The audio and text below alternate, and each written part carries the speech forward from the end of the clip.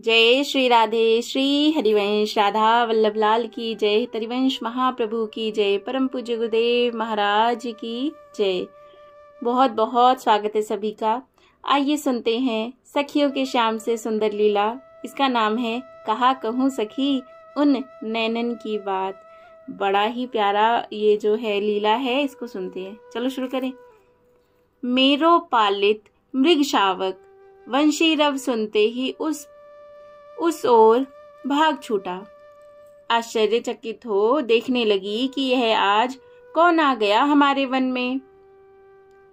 अलगाऊ वंशी तो हमारी भीलपल्ली के अनेक युवा एवं वृद्ध बजाते हैं, किंतु ऐसी अनोखी मिठास मुझसे अधिक सोचा ना गया।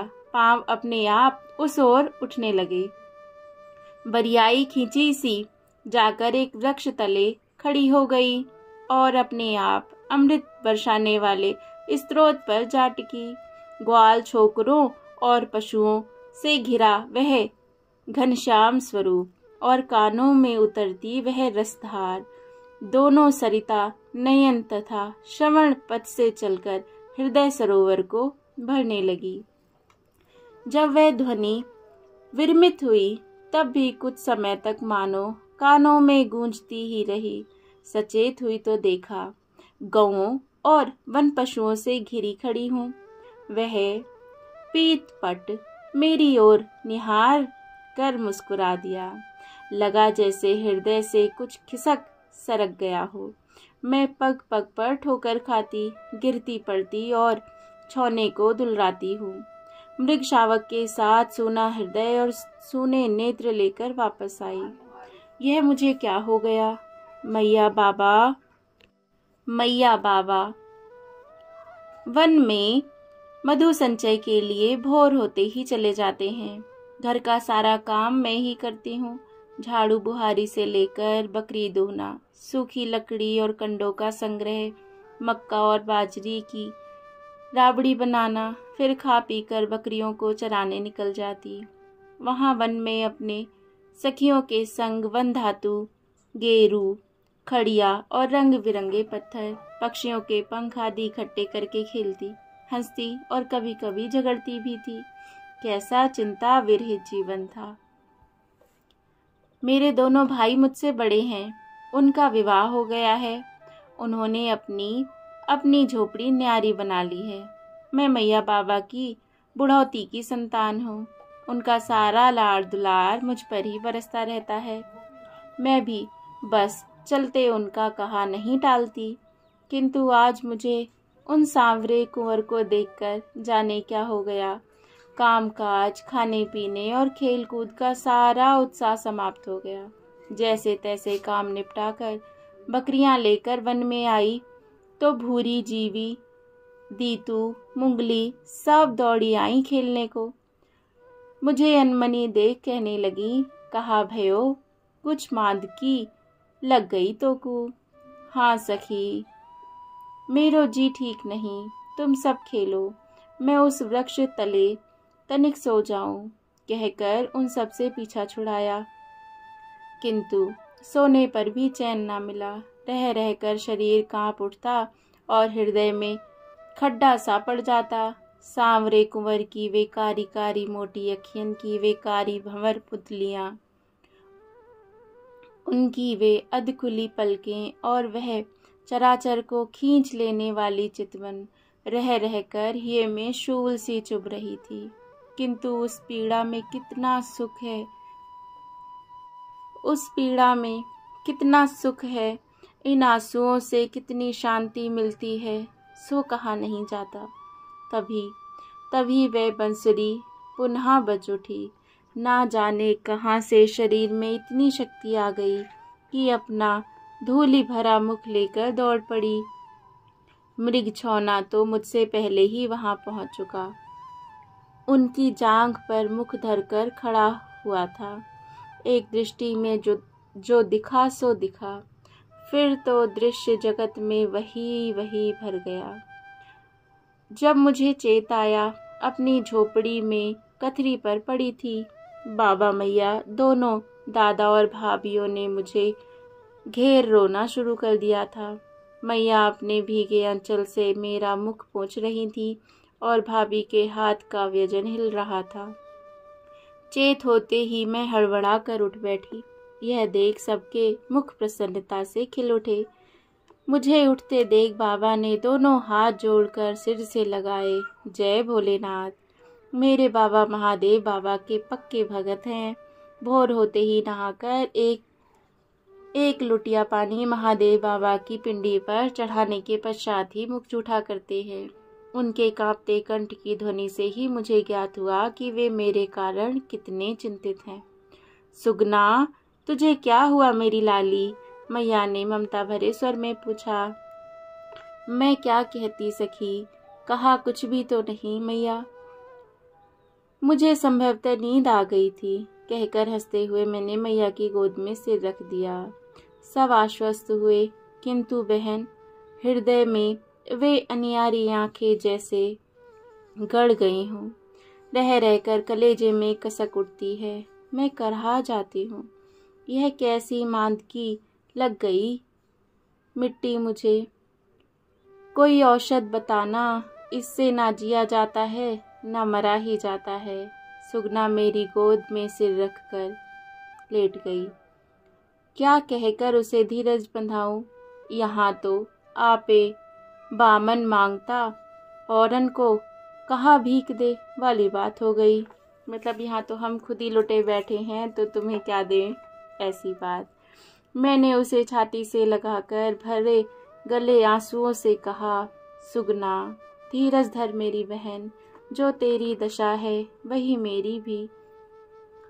किंतु हम क्या करें, हमारी पीड़ा की औकात नहीं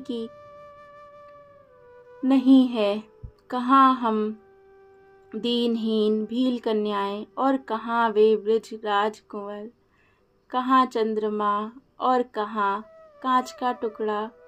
हमें उनके दर्शन हो जाते हैं, उनकी चरण धूलि मिल जाती है, यही बड़ा सौभाग्य है। मेरी बात सुन सुगना आंखें फाड़ फाड़ कर मेरी ओर देखती रही। फिर अटकते स्वर निकले, ब्रिजराज कुंवर। हाँ बहन, मैं उनके भवन में फल लेकर गई थी। उनकी मैया ने मुझे मूल्य देना चाहा, किंतु मैं प्रणाम करके चली आई। आज उन्होंने कहलवाया है, मेरे लाला को तेरे फल बहुत रुचे, अतः नित्य दे जाऊं। इसी कारण 5-7 दिन तक मैं आ नहीं पाई तेरे समीप। सखी, मुझसे तो मेरा मृग शावक ही भाग्यवान है।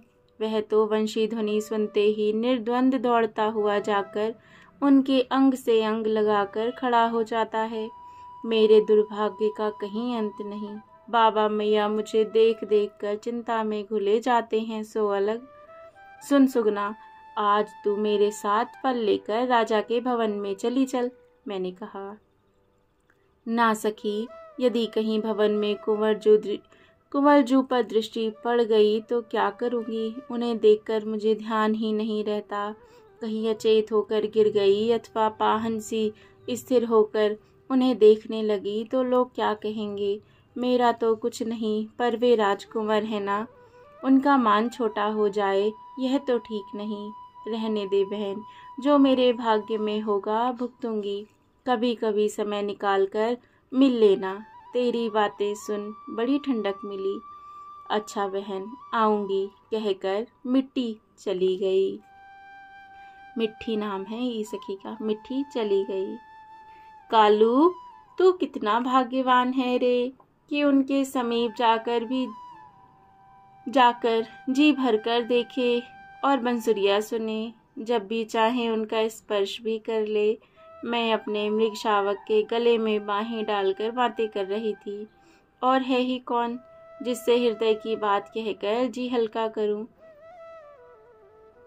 मेरे नेत्रों से झरती बूंदें कालू का अभिषेक करने लगी तो उसने मुख फेर कर अपनी बड़ी बड़ी आंखों से मेरी ओर देखा, मानो कहा, थोड़ा धैर्य धर बहन। कैसे धीरज धरूं मेरे वीर? मैंने भरे गले से कहा। मानुष जन्म पाकर मैंने क्या पाया? मुझसे तो तू पशु भला है। मैं क्या करूं कालू, कैसे यह मन की पीर मिटे। मिट्टी मुझे अपने उनके भवन में चलने को कहती थी, किंतु यह कैसे बने। मेरे पैर तो उन्हें देखते ही ढीले पड़ने लगते हैं। दृष्टि धुंधला जाती है, तन मन की सुधि नहीं रहती। ऐसे में वहां जाकर क्या होगा। वह राजा का महल है, वहां तो बहुत लोग होंगे। मेरे मुख से कुछ निकल गया तो सब हंसेंगे नहीं। मुझे हंसे तो कोई बात नहीं, किंतु कालू उन्हें कोई हंसा तो कैसे सहा जाएगा मुझसे। ना भैया ना, मैं यहीं भली।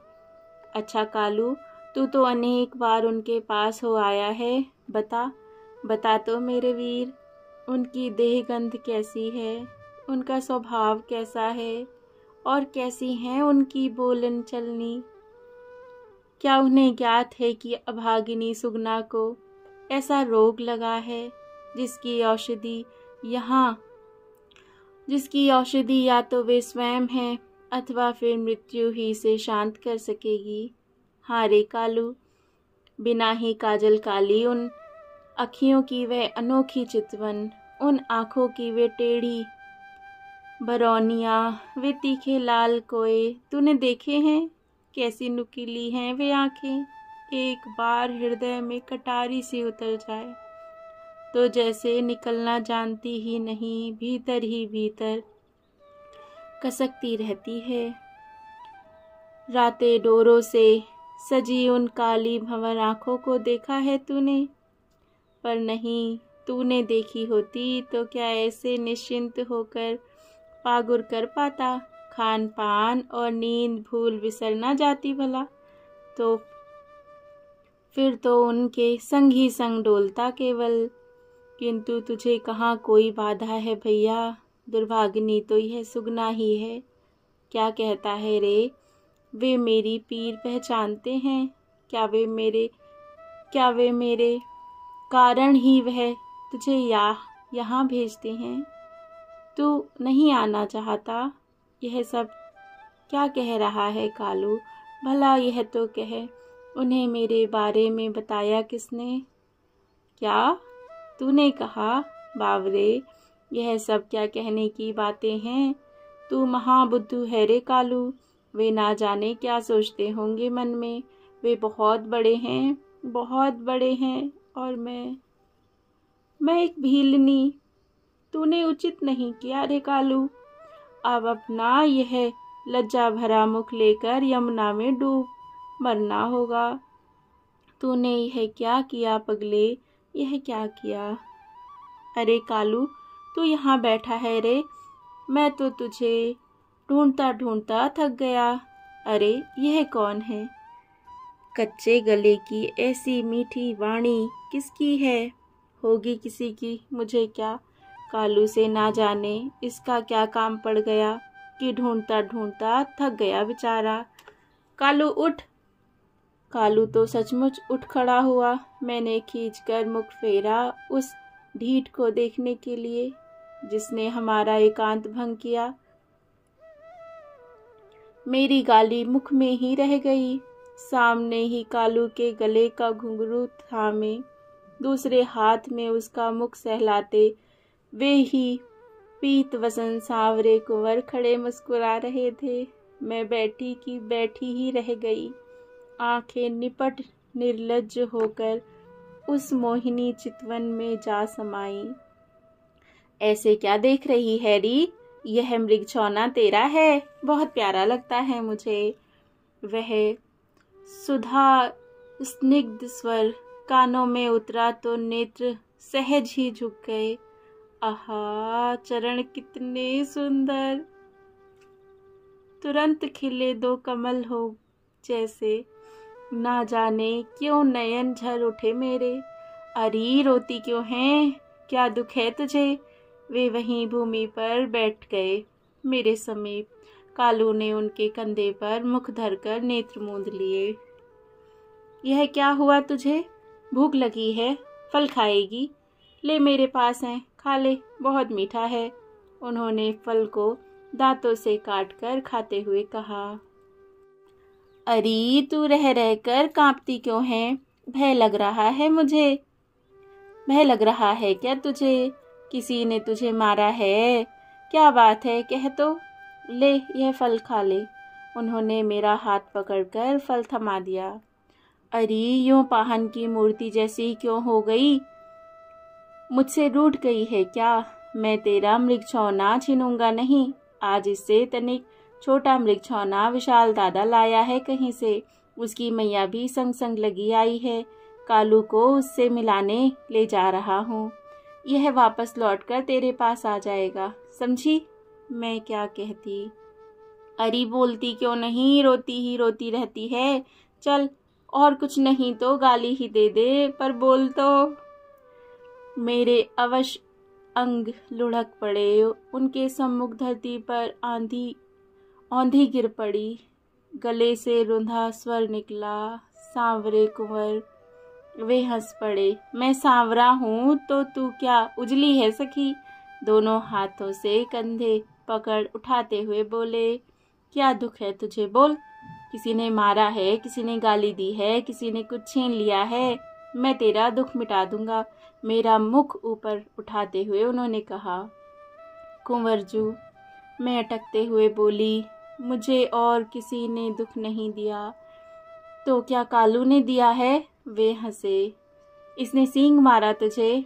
मैंने नहीं में सिर हिला दिया। तो क्या मैंने दुख दिया है तुझे? मेरा सिर झुक गया। हाँ, कैसे कहूँ और ना भी कैसे कहूँ? वे जैसे चौंक पड़े।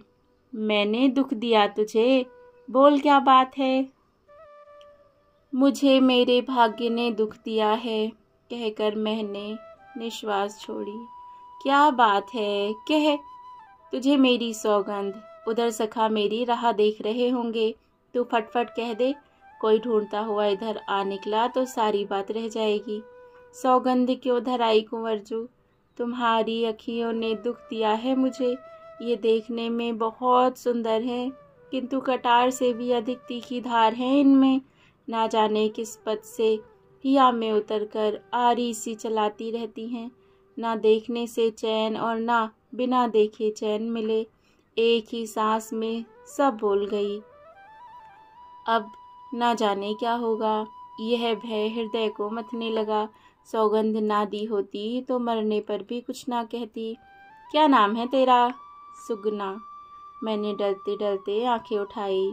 ये नेत्र तुझे केवल रुलाते ही हैं, यदि ये ना रहें। स्वामी, मैं आर्तनाद करती उनके चरणों पर गिर पड़ी। ऐसा दंड मुझे ना दो स्वामी। मुझे रोने में जो सुख मिलता है वह अब तक हंसी में कभी नहीं पाया। तब तू क्या चाहती है सुगना? मैं क्या चाहूँ? मैं समझी नहीं। अच्छा, देख कर बता। वे हंस पड़े। बड़े बड़े महल, हाथी पर बैठे अग्नि के समान तेजस्वी पुरुष, चमकते पत्थरों से जड़े आभूषण, रंग बिरंगे अनेक ज्योतिर्मान पत्थर, उड़ते फिरते घर, दास दासी, गायें भैंसे, खेत खलिहान, कुएं, तालाब। इतना बड़ा तालाब की दृष्टि जहाँ तक जाए जल ही जल, लहरें पहाड़ सी। 2, 4, 5 और 6 सिर वाले आदमी, सोना चांदी के बर्तन, गहने और अथाह संपत्ति। ना जाने क्या क्या दिखता रहा सपने में। जब चेत आया तो वैसे ही कुंवरजू के सम्मुख बैठी हूँ। कैसा लगा तुझे यह सब? उन्होंने पूछा। मैं हंस पड़ी। सपना बड़ा सुंदर था कुंवरजू। ऐसा सपना मैंने पहले कभी नहीं देखा। यह सपना नहीं बावरी, सच है। इसमें से तुझे जो चाहिए, जो रुचे, वह कह, मिल जाएगा। सच? हाँ हाँ सच। कह तो क्या चाहिए। किंतु क्या करूँगी इनको लेकर मैं? बेचारे सब के सब पागल कुत्ते की भांति दौड़ते फिरते हैं। कहीं चैन नहीं, सुख नहीं। जिसे सुख समझकर हाथ पसारे वही दुख में लिपट करके हाथ में आता है। कोई उनको चाहता नहीं। ऐसे ही हाय हाय करते, दौड़ते भागते और हाँफते हुए एक दिन हाथ पसारे मर जाएंगे। जो उनका था सो दूसरे का हो गया। जब मरना ही है तो इतना प्रपंच क्यों? किंतु कुंवरजू, तुम मुझे कुछ देने को कह रहे थे ना? हाँ सुगना, वही तो पूछ रहा हूँ कब से। तो कुंवरजू, मुझे ऐसा सपना कभी ना दिखे। इसमें से तो कुछ नहीं चाहिए। किंतु वही कह सुगना, वे उत्साहपूर्वक बोले। कुंवरजू, मेरे कांपते हाथ उनके चरणों की ओर बढ़े। चरणों को भुजाओं में बांधकर उन पर सिर धरते हुए मैंने कहा, मेरा मन तुम में ही रमा रहे, क्षण भर भी इधर उधर ना जाए। तुम्हारे दर्शन हो कि ना हो, तुम मिलो कि ना मिलो, पर मैं तुमसे मिली रहूं। तुम्हारी ये कमल पत्र सी अखियां सदा ऐसे ही हिये में गड़ी कसकती रहें। यह घाव कभी पूरे ना हो, आंखें कभी सूखे ना। जैसे बिजली चमकी हो, ऐसे ही कुंवरजू ने मुझे हृदय से लगा लिया। उस आनंद को संभाल सके ऐसा कौन है संसार में। मैं अचेत हो गई। चेत आया तब वे गीली पीठ पट से मेरा मुख पोंछ रहे थे। सुगना, उनकी वे सुंदर आंखें भरी भरी लगी। उन्होंने कांपते कंठ स्वर से पुकारा। मैं एकदम उठी। क्या हुआ? उन्होंने मेरा मुख अपने हाथों में ले लिया। सुगना, तूने मुझे अपना दास बना लिया। यह क्या कह रहे हैं स्वामी? तुम कौन हो? यह तुम्हारी कृपा से ही मैं जान पाई हूँ। कहाँ तुम और कहाँ मैं मूर्ख भीलनी, दासी मैं तुम्हारी जन्म जन्म की। ऐसी अनीति मत करो मोहन। एक बार और कह सुगना। मोहन, मेरे नेत्र झुक गए। बावरी, मैं जात पात ऊंच नीच बुद्धिमान और मूर्ख नहीं देखता। मुझे तो प्रेम का नाता ही भाता है। इस रज्जू से तूने जकड़ कर बांध लिया है मुझे। इसी से तू मेरी है और मैं तेरा। हम न्यारे नहीं। मैं क्या कहती, एक अज्ञ भीलनी क्षण भर के सानिध्य से क्या हो गई। जो ज्ञान ऋषि मुनि हजारों वर्ष तपस्या करके पाते हैं, वह बिना कुछ किए सुगना पा गई। पर इसका भी क्या करेगी सुगना? इस कंकड़ से अधिक मूल्य नहीं मेरे पास। मेरा धन तो तुम हो मेरे प्राण। मुझे गरीबनी बनाकर मत छोड़ जाना। उनके सखा हैं, बाबा मैया और घर गांव है। वे उनके समीप गए कि नहीं मैं नहीं जानती। मुझे तो यही ज्ञात है कि वे दिन रात मेरे ही साथ लगे रहते हैं। जय जय श्री राधे, जय जय श्री राधे। कितनी प्यारी सी लीला है ना, कितनी मधुर, कितना सुंदर भाव है सखी का। जय हो सखी के श्री चरणों में जय हो। श्याम सुंदर की जय हो। बहुत सुंदर। जय जय श्री राधे, जय जय श्री राधे। श्याम सखियों के श्याम की सदा जय हो, जय हो, जय हो।